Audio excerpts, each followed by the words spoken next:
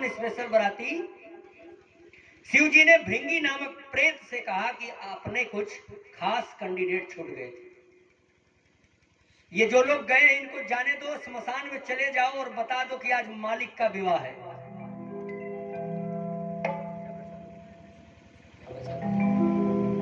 मालिक का आज विवाह है। और भृंगी नामक प्रेत जाता है स्मशान में, सभी प्रेतों को प्रकट करके कहता है चलो आज अपने सरकार का विवाह होने वाला। सब प्रेत कहते हैं विवाह क्या होता है? बोलता है कभी जब गए नहीं जीवन में क्या जानोगे विवाह क्या होता है, आज चलो। तो केवल भारत के ही प्रेत नहीं, जापान, रूस, पाकिस्तान, अमेरिका, पूरे विश्व के प्रेत इकट्ठा हुए महाराज।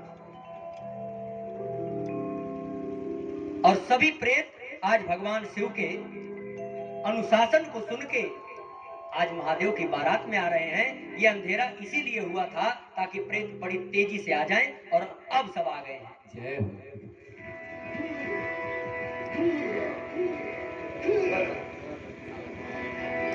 और जैसे ही भगवान शिव का अनुशासन सुना है प्रेतों ने,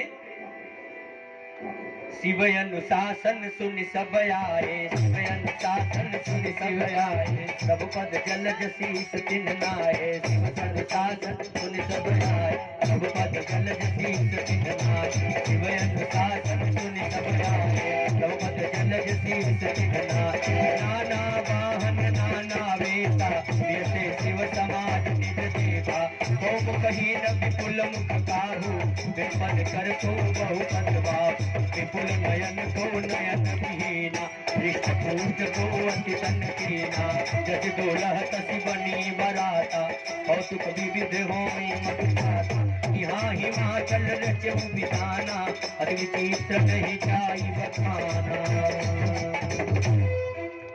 महाराज भोलेनाथ की बारात चल रही है, शिव अनुशासन सुन सब आए, प्रभु पद जलज शीस तिन नाए। आज पूरे स्मशान के प्रेत इकट्ठा होके स्वामी के चरणों में प्रणाम करते हैं, हे प्रभु आपके चरणों में प्रणाम हो। सब प्रेत आज महादेव को प्रणाम कर रहे हैं। नाना वाहन नाना वेशा, बिहसे शिव समाज निज देखा। कोई प्रेत आता है महाराज, उसके पास मुंडी है ही नहीं, उसमें कोई खड़ा पेड़ उखाड़ के डाल लिया है और वो चल रहा है, ऐसा दृश्य है। कोई आ रहा है जिसके पूरे शरीर में आंख ही आंख है और वो बड़ी तेजी से दौड़ रहा है। कोई ऐसा प्रेत आ रहा है जिसके एक को पांव नहीं है, बहुत तेज चल रहा है। एक प्रेत तो ऐसा आ रहा है जिसके पास पूरे शरीर में केवल पेट ही दिख रहा है, हाथ पैर कुछ है नहीं, वो भी दौड़ रहा है। को मुखहीन विपुल मुख, किसी के पास एक भी मुख नहीं, किसी के पास सैकड़ों मुख है और बड़ी तेजी से हाहाकार करते हुए प्रेत चल रहे हैं। और जब यह बारात, यह दृश्य भगवान शिव ने देखा है, अब मगन हुए हैं कि जैसा मैं हूं वैसी अब मेरी बारात हुई। तुलसीदास जी ने लिखा कि जस दूल्ह तसी बनी बारात,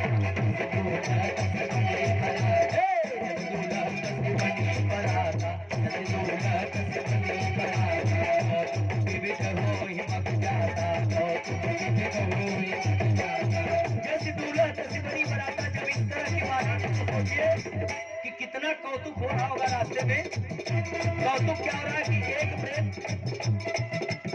एक प्रेत के सिर पे चढ़ के सब दोनों दौड़ रहे हैं, इस तरह का कौतुक हो रहा है। एक प्रेत तो भगवान शिव के सर पे चढ़ गया और सभी प्रेत नाना प्रकार के वाहन पे, नाना प्रकार के मुखमंडल बनाए हुए दौड़ रहे हैं, हाहाकार करते हुए। भगवान शिव की बारात है। महादेव की और भगवान शिव की बारात चल रही है। और जैसे ही ये बारात नगर के समीप आई, महाराज क्या हुआ, जैसे ये बारात नगर के समीप पहुंच रही, इतना हाहाकार मचाते हुए महाराज, बड़ी विचित्र दशा है। आज भी गांव में जब लोग सुनते हैं कि बारात आ रही है तो कुछ लोग अगवानी करने जाते हैं जो रास्ता नहीं जानते। दूल्हा के परिवार वालों को रास्ता सही नहीं पता होता है तो दो चार लोग लड़की के घर से अगवानी करने के लिए जाते हैं। ठीक उसी तरह से राजा हिमांचल के यहाँ से कुछ लोग अगवानी करने के लिए आए। जैसे ही अगवानी करने के लिए आगे आए, तब तक देखते क्या है कि गरुड़ पे सवार होकर चमचमाता हुआ चेहरा भगवान विष्णु सवार होके आ रहे हैं। घर वाले सोचते हो लगता है कि दूल्हा सरकार यही है। अच्छा प्रणाम, आप ही दूल्हा सरकार हैं? अरे नहीं, हम तो दूल्हा सरकार के सेवक हैं। अरे वाह, दूल्हा सरकार के जो सेवक इतने सुंदर हैं तो वो दूल्हा की तरह सुंदर होगा। तब तक देखते हैं ऐरावत हाथी पे महाराज इंद्र का दिव्य तेज सामने आ रहा है। लगता है कि ये दूल्हा सरकार है। प्रणाम, आप दूल्हा सरकार हैं? नहीं महाराज, मैं तो दूल्हा सरकार के विभाग का एक छोटा सा कर्मचारी हूं। अरे वाह, जिस दूल्हा के कर्मचारी की इतनी ठाट बाट हो उसके क्या रूप होंगे। तब तक देखते हैं अपने घोड़े के रथों से सुसज्जित 10 दिशाओं में जिनका रथ चलता है, ऐसे भगवान सूर्य का दिव्य तेज प्रकाश सामने आ रहा है। ओहो, आंखें चौंधिया रही है भगवान सूर्य के प्रकाश से। लगता है ये दूल्हा सरकार है। प्रणाम, क्या आप दूल्हा सरकार हैं? नहीं नहीं महाराज, हम तो दूल्हा सरकार के दरबारी हैं। सबने यह कहा कि चाहे कुछ भी हो जाए लेकिन बारात बड़ी सुंदर है। हृदय गदगद हो गया बारात देख के। तब तक महाराज दृश्य एक सामने आता है कि हाथ में त्रिशूल डमरू, सांप का मोर, सांप का जनेऊ, हाथ में सांप, कान में सांप, भभूति लपेटे हुए, और किस पे बैठे हैं? बैल पे। बैल पे सवार होके, और पीछे भूत पिशाच जोगिनी डाकिनी साकिनी चुड़ैल बैताल सब पीछे लगे हुए।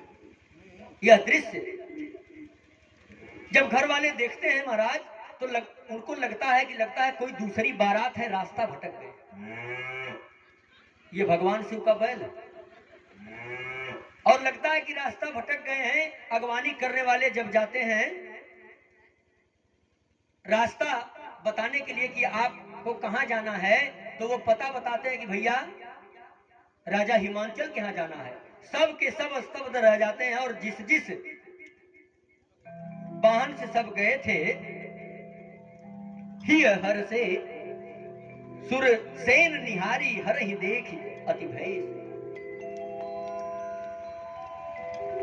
भगवान विष्णु के साथ जो लोग आए थे उनकी बारात देख के तो सब लोग बड़े प्रसन्न हुए, लेकिन जब भगवान शिव को देखा है तब क्या हुआ कि धरि धीरज तह रहे सयाने, धरि धीरज तह रहे सयाने, धरि धीरज तह रहे सयाने, बालक सबले जीव पराने, बालक सबले जीव पराने, बालक सबले जीव पराने। कही अकाह कही जाई न बाता, जब कर धार पिताओं बरिया था, पर गौराह बसन सवारा, डाल कपाल विभूषण छारा।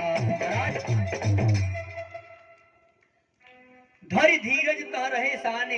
जब यह दृश्य देखा है तो जो बड़े बुजुर्ग हैं बड़े धैर्य के साथ वहां टिके हैं ये बारात देख के भगवान शिव की, और जो बच्चे थे वो तो प्राण बचा के चिल्ला के भगे हैं। अरे बाप रे बाप, ये कौन सी बारात है।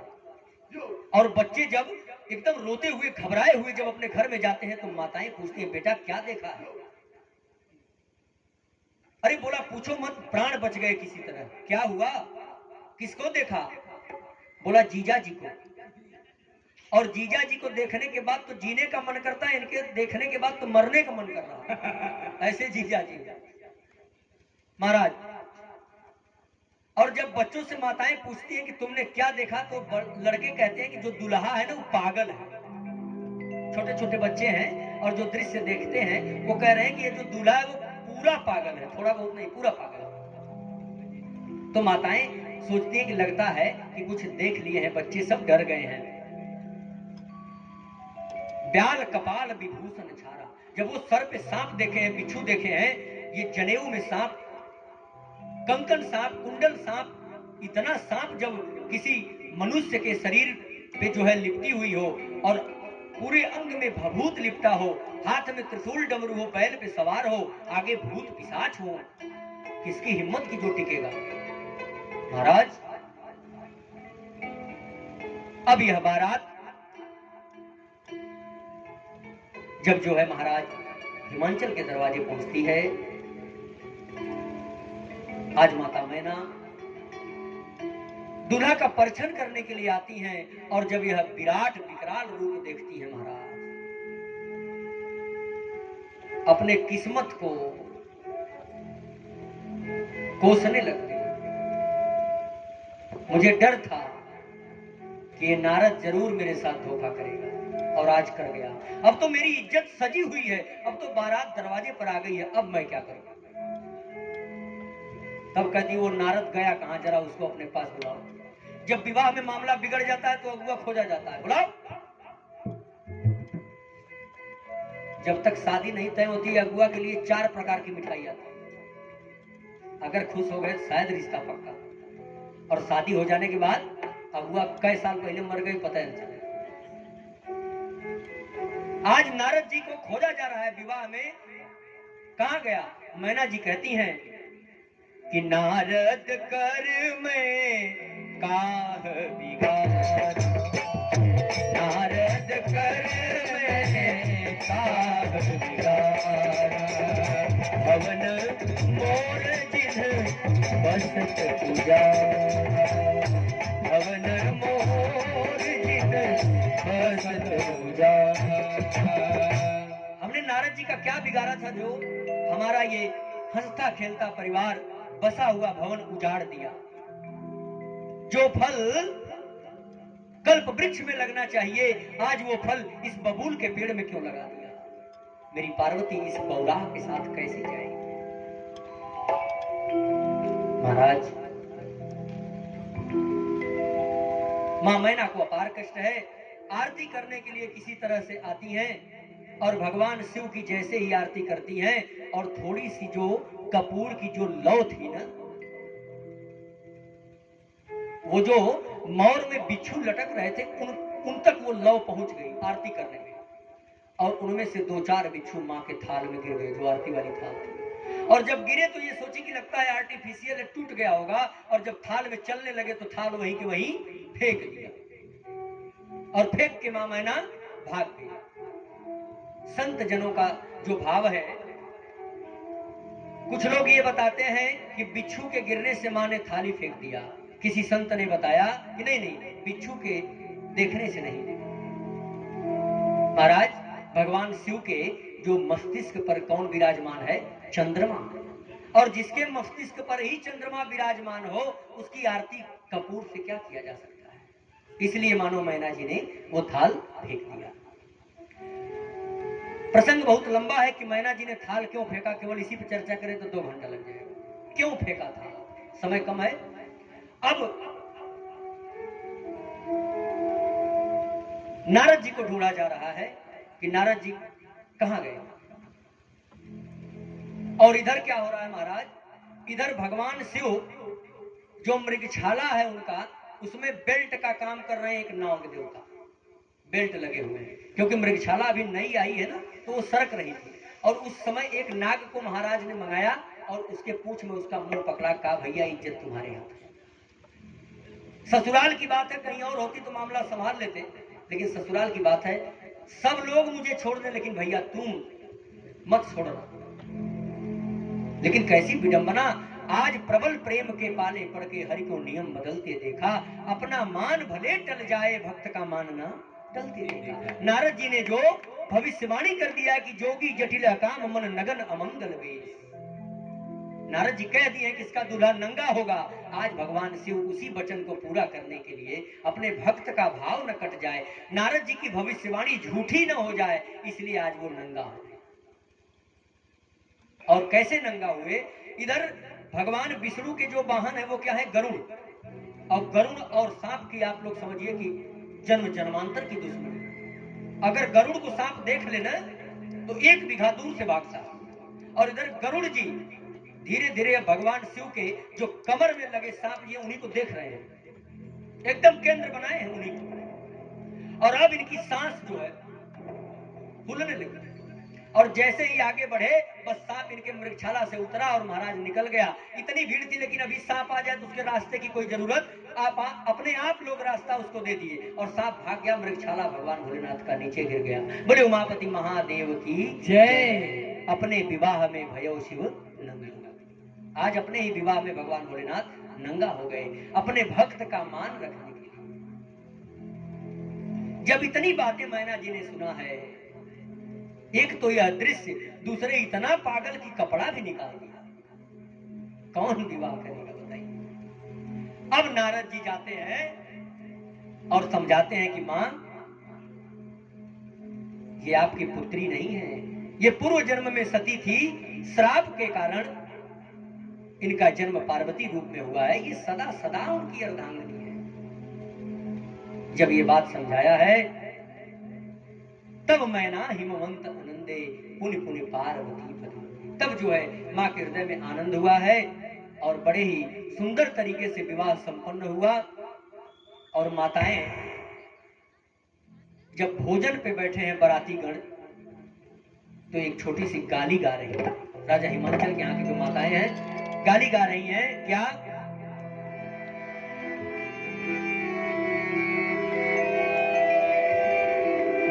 अरे ऐसन बारात नहीं देखी आज तक, जिया करे धक्का धक, जिया करे धक्का धक। ऐसन बारात नहीं देखे आज तक, जिया करे धक्का धक, जिया करे धक्का धक। ऐसन बारात नहीं देखे आज तक, जिया करे धक्का धक, जिया करे धक्का धक। ऐसन बारात नहीं देखे आज तक, जिया करे धक्का धक, जिया करे धक्का धक। माताएं कहती है कि हमारे पूरे जीवन बीत गए, लेकिन ऐसी बारात हमने आज तक नहीं देखा। पूरा ये दिल क्या है, धक धक कर रहा है, ये धड़कन बढ़ गई बारात देख के महाराज। और क्या हुआ, बारात में क्या दृश्य दिख रहा है कि कौनों के चारी आंख, कौनों के एक कोना, चारी आंख, कौनों के एक कोना।